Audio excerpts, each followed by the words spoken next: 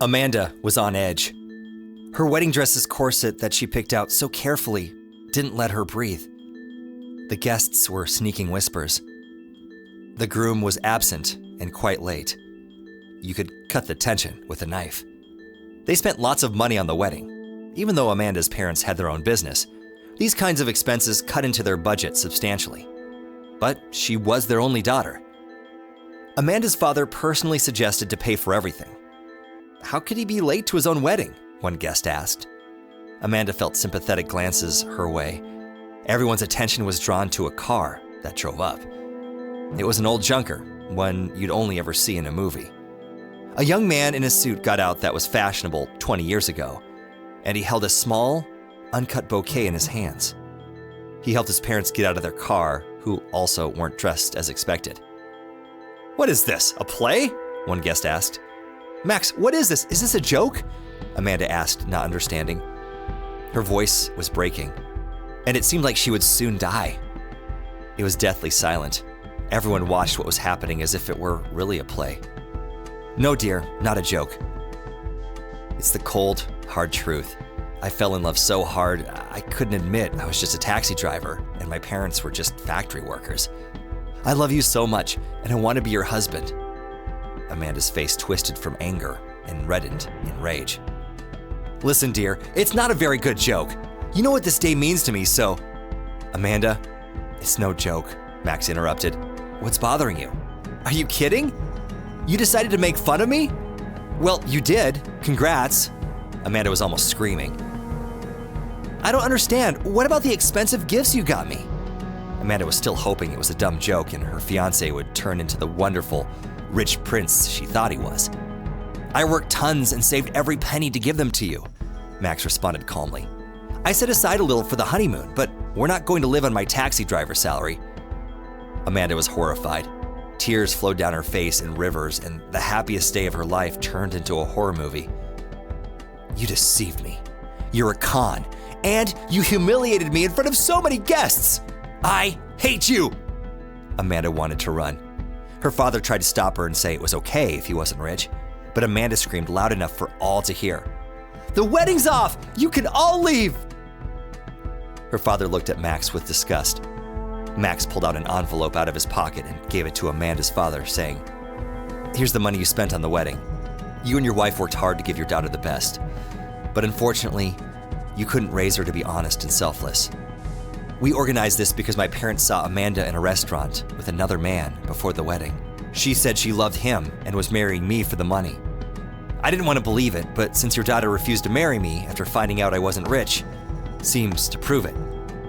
Unfortunately, only money, expensive gifts, and fancy things are important to your daughter." Amanda's father looked at Max silently, not believing what he heard. Yes, his daughter was spoiled, but she was a decent person. At least that's what he thought. He didn't take the money.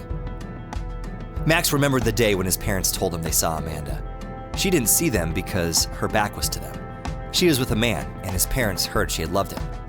She also said she was lucky to find a rich husband who would give her everything, and she wouldn't want for anything. Max hardly left his room for a whole week. Then he decided to marry Amanda anyway. So his mother suggested setting up this show, and if Amanda still agreed to marry him, they wouldn't interfere.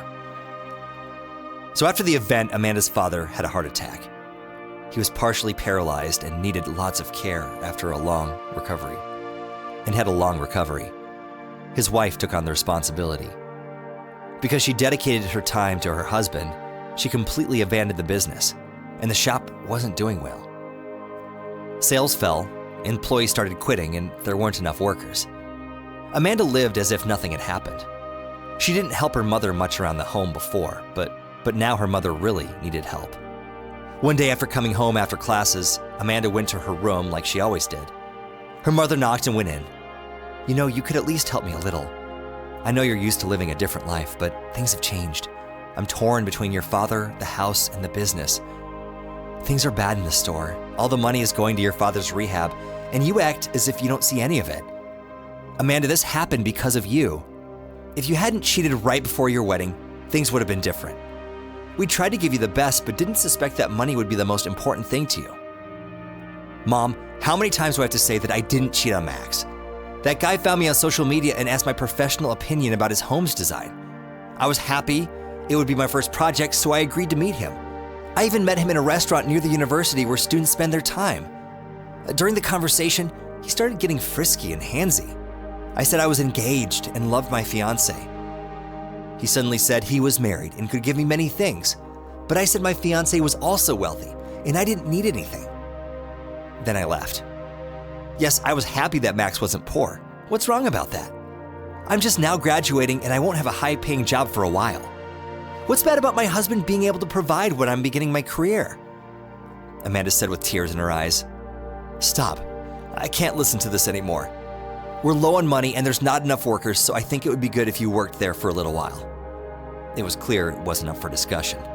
Of course, this isn't what Amanda dreamed of. She was in a bad mood when she met the employees. Her mother introduced her to Alice, one girl who had kept working there despite all the difficulty. Now I have to spend hours sucking up to customers who aren't always cute or nice and pick out clothes for them, Amanda thought sadly. However, after seeing how Alice talked with the customers and how expertly she dressed them, how a completely nondescript person originally obtained the perfect outfit thanks to the correct accessories while praising the customers, Amanda realized it was a very interesting and creative job. Considering she had good taste, Amanda quickly got good at the job, and she was happy doing it too. One day, an elderly woman came in. The sweet, chatty woman was named Margaret. She said she recently retired and now wanted to get new clothes for her new status. Amanda went to help her. Margaret spoke about herself much while shopping. Amanda learned that she had come to visit her son, daughter-in-law, and grandson. Her grandson recently experienced something awful.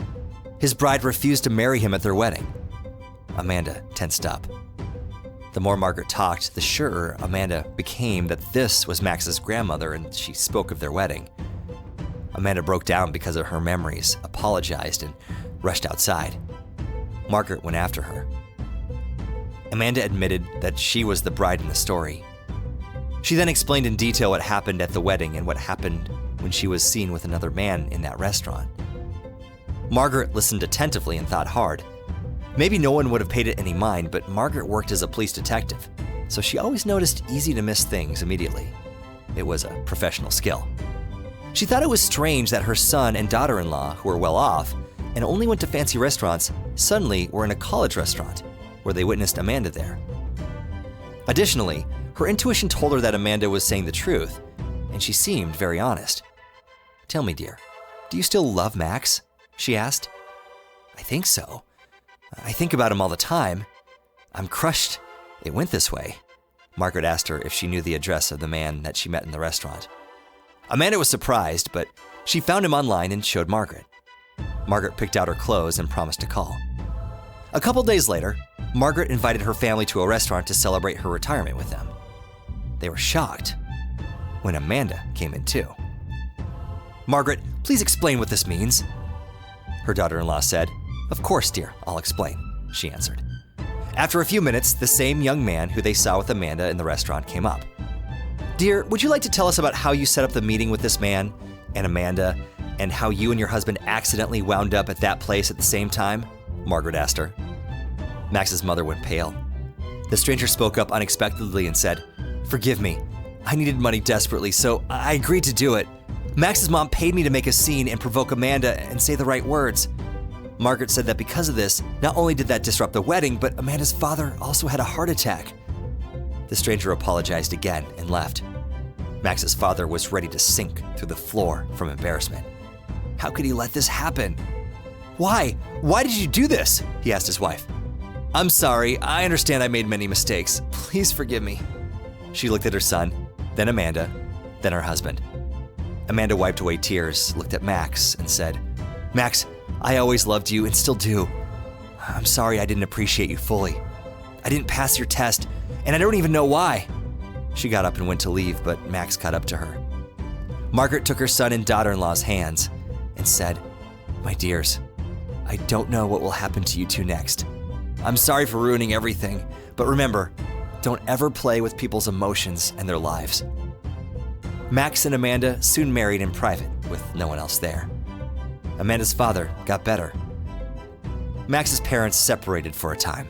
but thanks to Amanda, got back together.